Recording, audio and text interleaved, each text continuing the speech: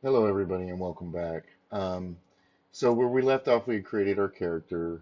We discussed a little bit about how the difference between good guy, bad guy versus protagonist, antagonist, the things that I do to get ready. So, we have our main character, our protagonist. He's a former aristocrat, elite, rich. He became a thief, cutthroat murderer because he lost uh, his lands and money, and he's destitute. So he turned to his natural way, and this is the kind of person that is in our situation. He's drunk and arrogant, and he's looking for a way to get back into the aristocracy. So that's our main character. Now, in order for us to have a coherent story, we have to have an antagonist, right? Or an antagonistic situation. In this case, I'm using the this poem here as is if you watch the previous video, you'll know. She walks in beauty like the night. She walks in beauty by Lord Byron. Um, and I want to create a character that's also a bad guy, but an evil person, but even more so, right? So she walks in beauty like the night. She's dark, um, cloudless climes and starry skies, and all that's best of dark and bright meets in her aspect in her eyes. So she's beautiful, but she's dark. This mellowed, tender light, which heaven, gaudy day denies. This is the key here. The heaven to gaudy day denies. All right. So this, my idea for this story is kind of a prologue to a fantasy novel I worked on a long time ago. And in that novel, the god of that universe set over the world, Terra, a uh, three angels who could transform into dragons. Um, and the dragons, each one uh, protected a various race that their god had created. Um, the gray dragon watched over the dwarves. The green dragon watched over the elves, and the white dragon watched over the humans. Because humans are corrupt by nature, according to the lore that I've created for this. And keep in mind, I've worked on this for 20 years, and it's almost completely done. I know it so well that I need a third party to go through it and read it because I leave things out. My brain fills in blanks. And I had tried to have a writing partner, and he got very, very technical with it, and some of the things we just couldn't piece it together. So I'm going to start it. I'm not really going to start it over. I'm going to rewrite it and see how it comes out. So my idea, I've been thinking about that this is going to be the prologue. So in that lore, the dragon, the angel that watches over the humans, falls in love with the human king that she's been guiding, and he falls in love with her. Well, because humans are corrupt by nature, and they know this, the other two dragons capture him, brings him to her, and tells her that they're going to wipe his mind of her because if they continue their relationship, it's going to corrupt her, and that can't be had. Well, and and this is all done kind of like a mythology story within the novel. He kills himself so that he doesn't have to forget her. Well, the very act of killing himself sends him to hell, where the king of chaos has been bound by God in chains. So she freaks out and she flies to hell. And in the process of flying to hell, she gets there, she's hurt, she gets there, and she tells the king, as the king of hell, what he wants to be able to bring him back. And he says, I want you to corrupt the world in order to weaken my chains. So in the process, she he she agrees and is presented with her lover, who she flies out. He becomes an undead knight, and in the process of flying out of hell, she is stained with brimstone and smoke and becomes a black dragon. So that's where we stand. The key, that woman or that angel, that dragon, um, and her undead uh, lover form an army and start taking over the world. Well, that's where that begins. So this is her. Um, Heaven has because denied what she wanted out of love or whatever. I'm really uncomfortable talking about. I could write it. I'm uncomfortable talking about it, but one shade the more, one ray the less, had half impaired the nameless grace which waves in every raven tress. So that tells us she's dark-haired, or softly Latin on her face, pale-faced, uh, where thoughts serenely sweet express, how pure, how dear their dwelling place. And on that cheek and o'er that brow, so soft, so calm, yet eloquent, then smiles that win and tints that glow, but tell of days of goodness spent, a mind of peace with all below, a heart whose love is innocent. So, you think about that. She was innocent, she was an angel. And now I get it. I'm reinterpreting this to make it fit the story. And people do this all the time. But I think it's kind of cool to show you guys how you can get story ideas anywhere, and just absolutely anywhere. I have I mean, I'll throw this out when anybody can pick it up if they want. Just let me know if you do. Where um, the story starts out on a spaceship, a colony ship, and the captain is awakened by the computer because something's happened. Well, they discover that there's only 10 cryopods left that work, and it's basically the crew because they have priority. The hundreds of thousands of people in the colony ship are dead. And they go and they try to figure out what's going on, and what's going on is that the ship is breaking down. The thing is that Earth was destroying itself. You don't have to believe in climate change to believe in stuff with the wars and everything.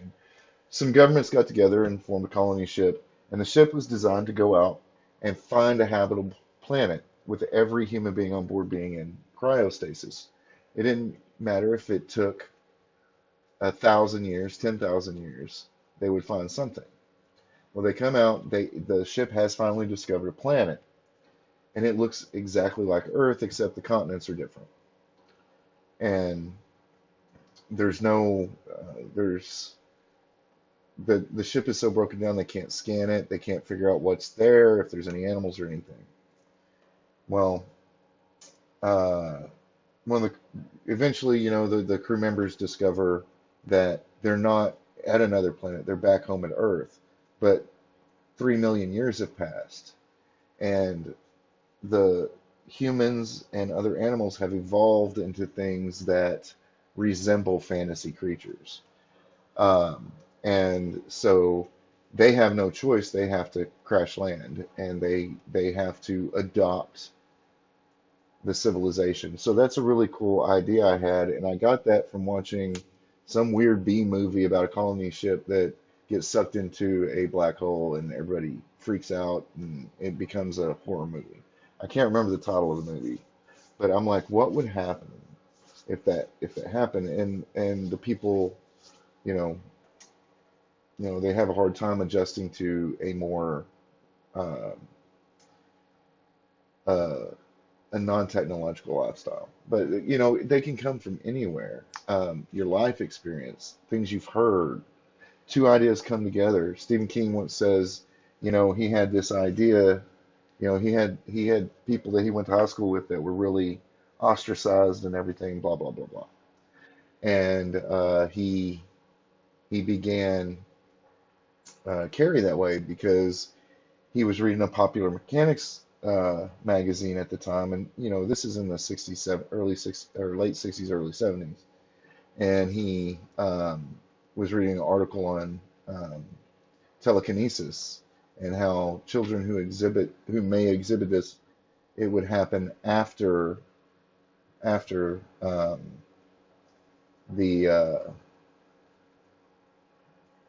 puberty.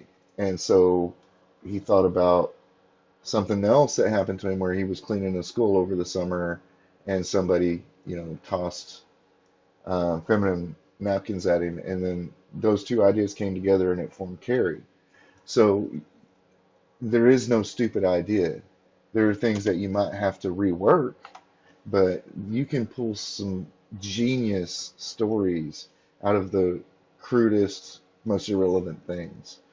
Um, so um, we're gonna call the lady Anissa, um, and she is the Queen of Darkness. But Loader is not going to know this, okay? Viet Loader is going to go. He's going to think they're just other aristocrats, and we need an intermediary character. So we need at least one more character, possibly two, because remember the backstory I told you. She had a she had a lover who was an undead knight now because he came back from hell. And so let's go ahead and she's raven haired and pale skin,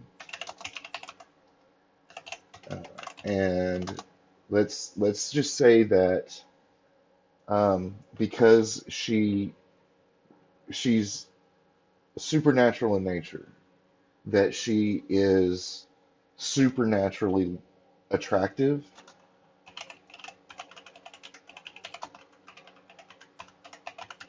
and it and that beauty basically ensnares and entrances men, people, let's say people. In this day and age, I guess it could entrance a woman too. So uh, I have this cool idea. If we go back to the poem, um, half impaired, the nameless grace, which waves in every raven tress, war thoughts serenely express, how pure. Uh, so so mind at peace with all below. All right. So neats in her aspect and her eyes. So with this line, I'm thinking that I once saw a person who had a disorder, and the disorder was that you couldn't see his pupils because the whites of his eyes had turned black. And what happened was something happened and blood filled all his blood vessels broke, and the blood filled his eyes, and after a time it wasn't red, it was black. And so this is how I'm going to describe her eyes, right? Her eyes are black, no whites, no irises. And that line really expresses, the idea of the eyes are the windows to the soul. And I really do, on a deep level, believe that because when you look in somebody's eyes, you can tell things about them that intuitively that you wouldn't normally be able to tell, in my experience. So that's our queen. All right. So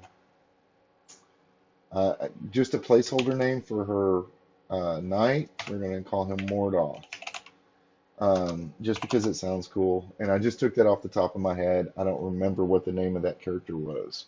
So Um, I don't see him having too much to do with the story except that he's there. Um, uh, Knight of Nyssa. Now, her title is going to be Queen of Darkness because that's what the people who have been conquered by her know her as. But people don't, I mean, he's not going to recognize her. I'm going to come up for a reason with that. These are the things that you talk about, you talk to yourself about, and you think about when you're coming up with these ideas. And then the last character, we're going to have a servant involved, and we're going to call him uh, Pater. We'll call him Pater. And he's old, elderly, hunched, shouldered, not hunched back, but like stooped. Um, stooped, and then and then he's going to notice at some point. Viet notices at some point that Pater's eyes or teeth have been filed to points. Okay, so that's the characterization. So uh, I'm using that poem to draw the inspiration. So that's how you have to think. At least that's the way I do. Other people may do it differently. I don't know. Um, so the situation is, let's put this down. Situation is that Loader finds himself in an unknown place. Grasslands all about, only one structure, a dark castle in the distance. Now, I want to show how bad he is. So I'm going to have a farmer coming from the direction of the castle along the road. And we're just going to call him Farmer because I don't think we're even going to get his name. We might, but we're going to get his name. And um, Loader tells this farmer, and I don't do my notes and I just get it on paper before it leaves me because I'll think of something. If I don't write it down or type it up or get it somewhere, maybe a voice note, then I'll lose it. I'll be like, man, that was a really good idea. What happened? So this is my process. Loader tells the farmer he needs a ride back to the nearest city or village.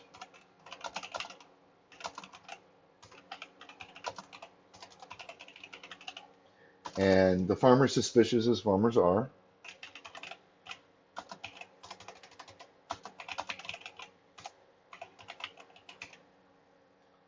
But offers to give him a ride. And then I'll write a scene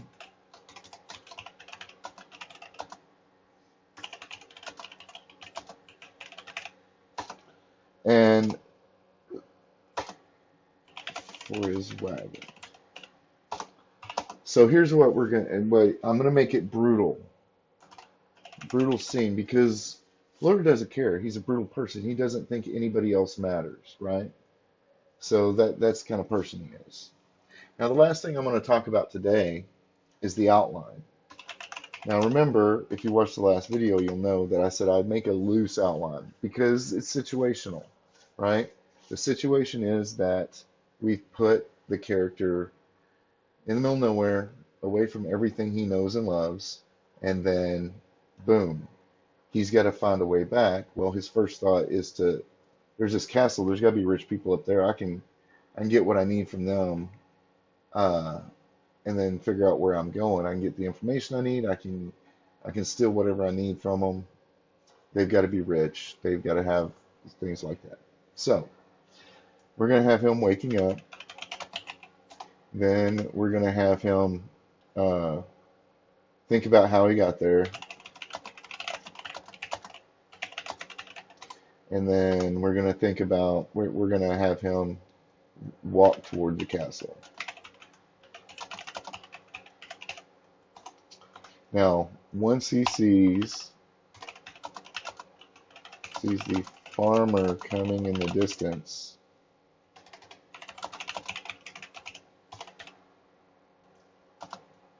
he gets the idea to take his wagon or cart. All right, because the last thing he remember, he was drunk in a ditch, right? So um, he's not feeling very well, and just for convenience sake, he's going to murder this farmer.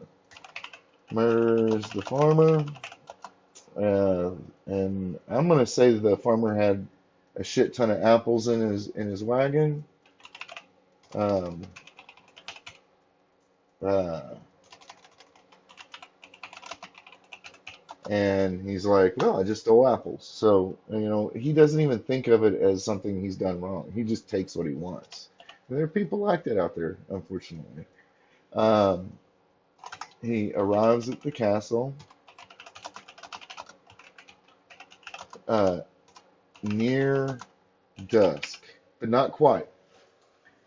And the reason I want to do this is because I want this to be a dark tale. I want to start it out where, hey, I'm in this situation, but everything's bright and sunny and it's pleasant. It's grasslands. It's quiet. There's no monsters or anything, right? And then the people are the monsters.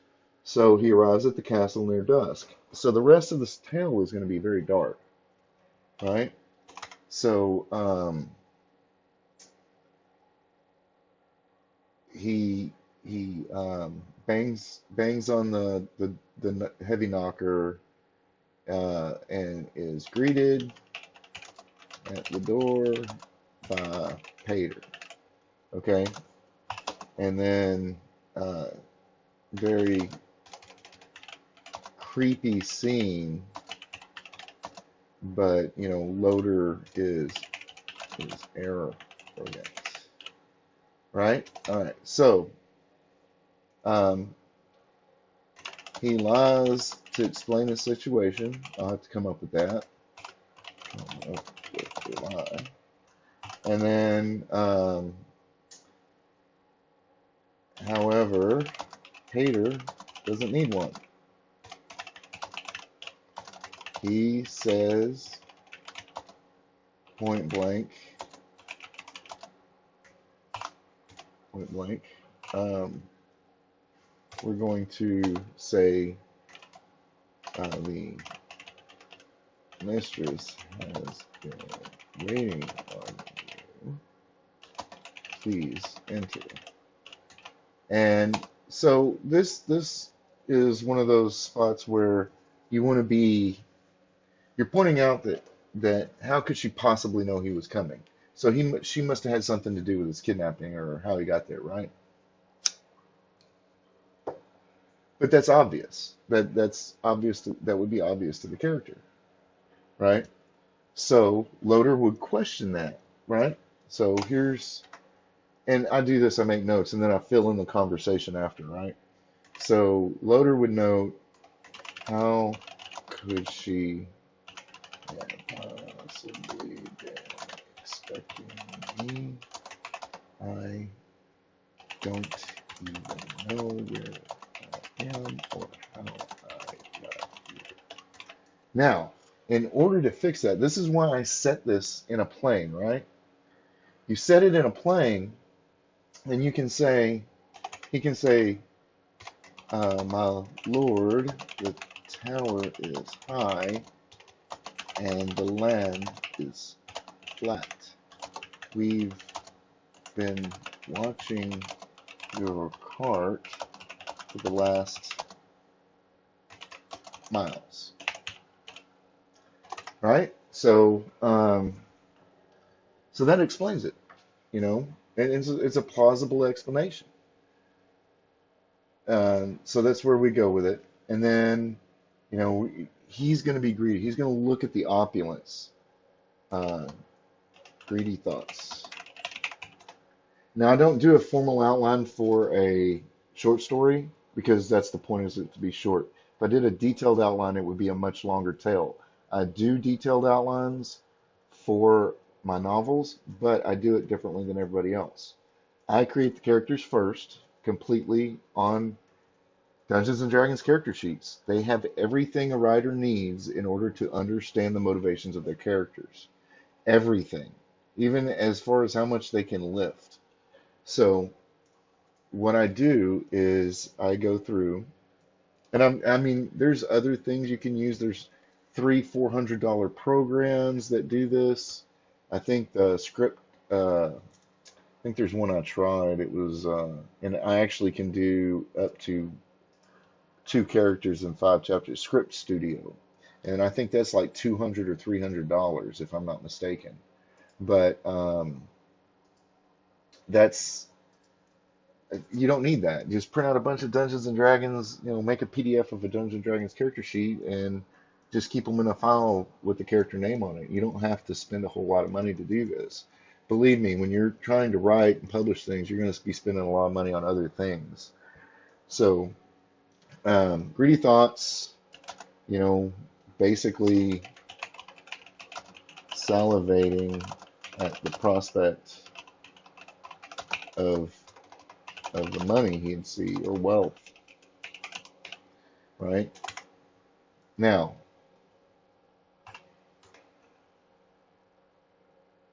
I'm going to have Pater.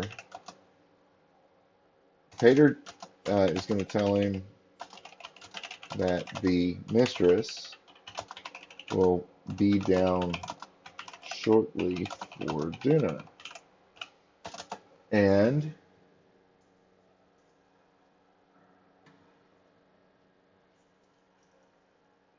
let's go ahead and put and her consort,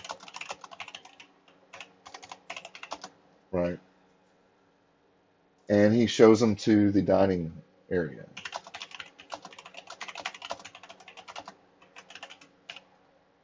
And then naturally, just the flow of thought here says that Loader would want to clean up.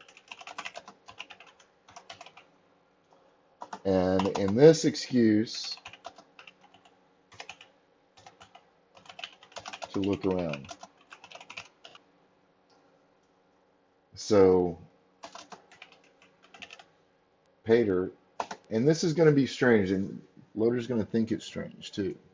He's going to show him to the his quarters where he will get a basin of water, etc., to clean up with, and they actually will have a change of clothes. So, uh, leads him up to a room and fetches him a basin of water. And, here we would have internal thoughts. And the thing about internal thoughts is if you do it properly, a person doesn't think linear. So he's going to be thinking, he's going to be like, man, Stephen King does this very, very well. Just odd things come out of the internal thoughts, right? And what we would do is we're going to um, uh, think things like, well, if I could find out how many people are here, maybe I could just take this castle over and I won't have to worry about it and be aristocrat again. So that's where his thoughts are leaning, right? Basically, and then his thoughts are done by the time that Pater gets back with the basin of water and a change of clothes, and then leaves him alone and tells him to and asks if he remembers his way to the foyer, or yeah, the foyer. I forget how to spell that. Entrance. When I actually write it, I change a lot of words. So, and sometimes I do sound a little pretentious because um, I'm trying to hit a balance depending on whose point of view we're going from. Well, Loader's an aristocrat, so he's going to be pompous and arrogant, right? So the words that I'm using now are not necessarily the exact words I'm going to be using in the actual story. And that's where the editing process comes in after you've written the first draft. So you want to clean up, et cetera, et cetera. Uh, uh, and he thinks it's strange that they would be left alone.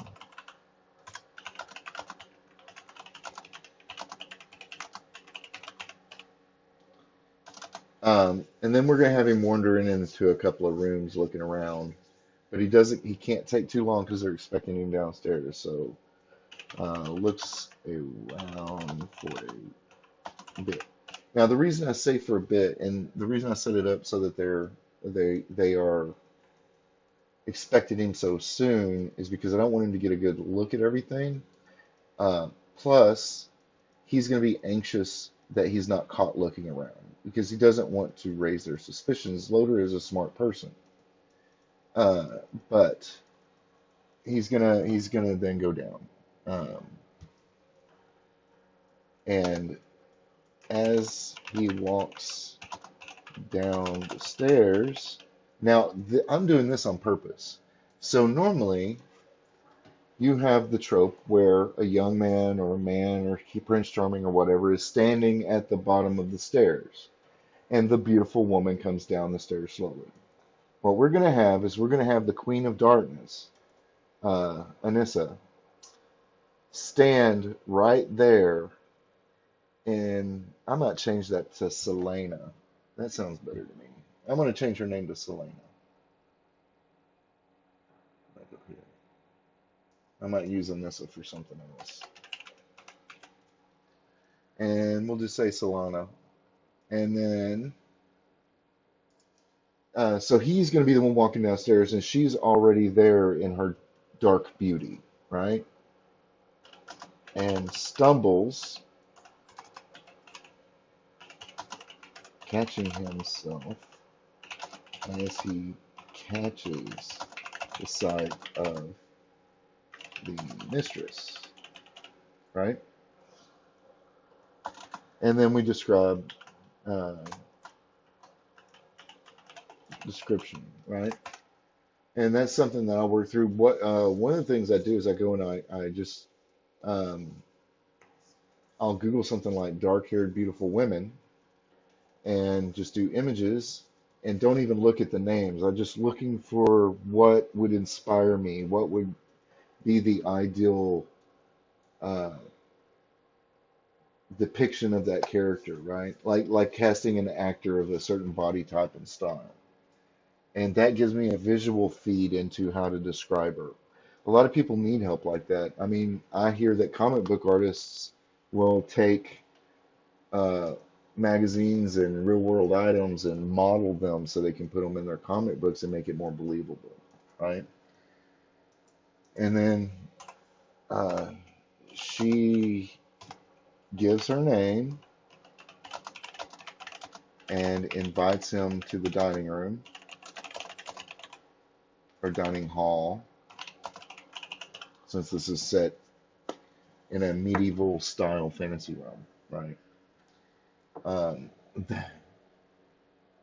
it was going to be my, Lord of the Rings, my opus, but maybe it will be. Who knows? I'm working on it again, apparently. That poem just made me think of the story I had in mind. So she gives her name and invites him to the dining hall, where he is seated and fed large portions of duck, uh, vegetables, etc. So there's nothing outside of the writer's scope. That's something you have to remember. Write the truth does not mean, tell the truth does not mean not write fiction. Tell the truth means be true to your characters, be true to yourself. I went to culinary school, so some of my stories have very vivid descriptions of food and meals. And that's something that lends authenticity to the story, right? All right, so there's that. And then, we'll continue on through the story. Now, that is how I get my ideas in order. Now, I'll go back after and you'll see it in the next video. I'll finish out the outline and then we'll tumble it down.